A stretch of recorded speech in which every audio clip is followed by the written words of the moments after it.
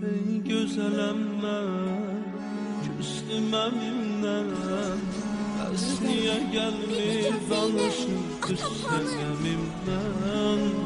Əl açıram mən Allaha hər gün, amma bunlar qəmçi vururlar o əlimdən. Küsmə əmimdən, bənzəri zəhra, taşların altında qalıb qaməti ziba.